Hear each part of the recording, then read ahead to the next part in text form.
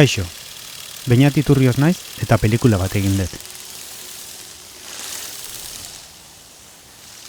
Enarak du izena, eta izen bereko musika taldeari buruzkoa da.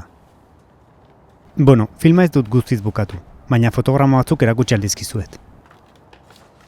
Enarak 1977an sortu zen, eta pop, rock eta psikodelia kantuak egiten zituzten euskara hutsean, non eta frankismo betean. 1979an vinilo hau grabatu zuten.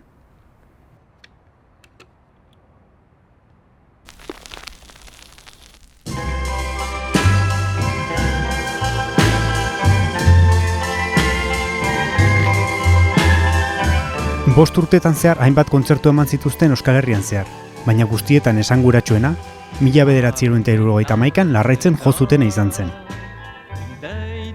Bertan, viniloan jasotzen diren 3 abestiak jo zituzten. Ama, Solferinoko itxua eta Bainanez.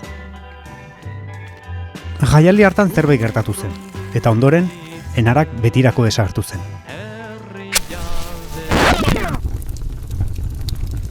Bi 2023an kontzertu bat antolatu genuen, berriz ere Larraitzen.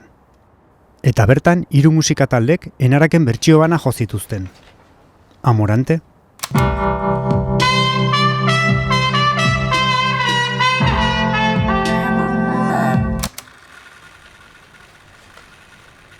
Rudiger,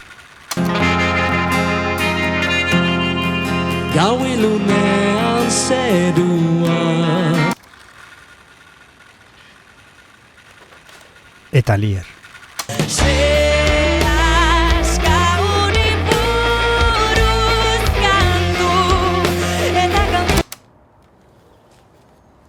Kontzertuak grabatu egin genuen.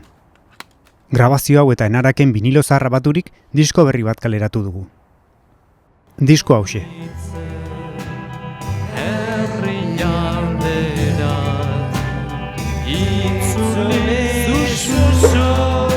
Eskuratu nahi baduzue, bilatu webgune honetan.